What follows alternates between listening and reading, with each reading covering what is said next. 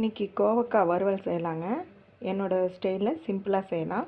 கோவக்காய் ரவுண்டாக கட் பண்ணிவிட்டு கொஞ்சம் கருவேப்பிலை, அதுக்கு தேவையானது வெறும் மஞ்சத்தூள், உப்பு, வரமிளகாய், இது மூணும் தான். இப்போ நம்ம எப்படி செய்யலான்னு ஃபுல் வீடியோ பாருங்கள், உங்களுக்கு தெரியும். ஈஸியாக செஞ்சிடலாம் என் ஸ்டைலில் கோவக்காய் வறுவல். இப்போ வடைச்சட்டி வச்சு அதுக்கு தேவையான அளவு எண்ணெய் ஊற்றிக்கலாங்க.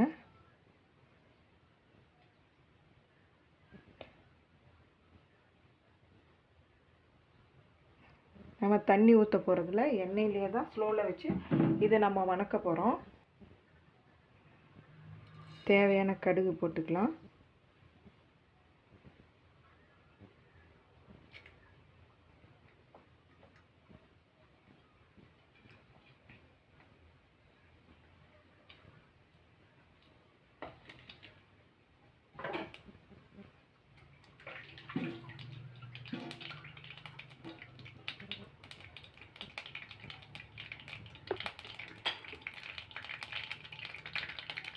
கடுகு நல்லா பொரிஞ்சிருச்சு.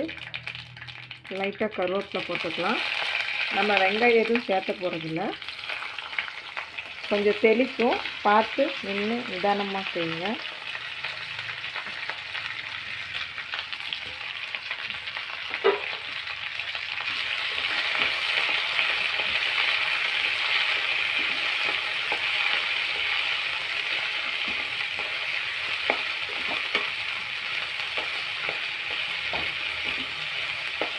இது லைட்டாக வதங்கட்டும்.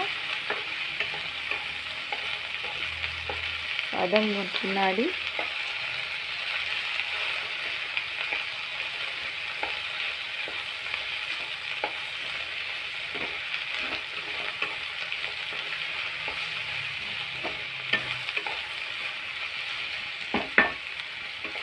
நம்ம ஓரமாக தள்ளிட்டு இந்த மசாலா சேர்த்துக்கலாம். மசாலானா எந்த மசாலா இல்லை, வெறும் மஞ்சத்தூள், மிளகாத்தூள், உப்பு, அவ்வளோதான். இப்போ இதோட நல்லா பரட்டி விட்டுட்டு அப்படியே ஸ்லோலியே வச்சு வதங்கட்டும். கோவக்காய் கொஞ்சம் கச்சல் அடித்த மாதிரி இருக்கும், அதுக்கு வேணால் நான் எதுவுமே இப்போ நான் சேர்க்கலை. நீங்கள் வேணும்னா நல்லா வதங்கின பின்னாடி கொஞ்சம் தேங்காயும் இல்லைன்னா நெடக்கல்லையை வறுத்து பொடி பண்ணி போட்டுக்கலாம். நான் இப்போ எதுவுமே சேர்த்த போகிறதில்ல. நான் இது இப்படியே தான் வதக்கி சாம்பார் சாதம், ரசம் சாதம், தயிர் சாதம் எல்லாத்துக்குமே இப்படி தான் நான் செய்ய போகிறேன். இது ஸ்லோலியே வதக்கணும், தண்ணி ஊற்றவே கூடாது. நீங்கள் இது லைட்டாக ஸ்லோலியே வதங்கணும். வதங்கின பின்னாடி காட்டுறேன். கோவக்காய் உங்களுக்கு ஹார்ட்டுக்கு நிறைய விஷயங்களுக்கு நல்லதுன்னு சொல்லுவாங்க. ஃப்ரெண்ட்ஸ், கோவக்காய் ரெடி ஆயிடுச்சான்னு திறந்து பார்க்கலாம். கோவக்காய் நல்லா ஃப்ரை ஆயிடுச்சு. இந்த சமயத்தில் நான் வேறு எதுவும் நான் சேர்த்தலை. நீங்கள் வேணும்னா கடலக்காய் பொடி பண்ணி வறுத்து பொடி பண்ணி அரைச்சி சேர்த்துக்குங்க, இல்லைன்னா தேங்காய் திருவி கூட போட்டுக்கோங்க. நான் எதுவுமே போடல, வெறும் எண்ணெயிலே ஃப்ரை பண்ணியிருக்கேன், தண்ணி எதுவும் சேர்த்தலை. ஆனால் நீங்கள் நல்லா ஸ்லோவில் வச்சு தான் செய்யணும், இல்லைன்னா உங்களுக்கு இது வராது.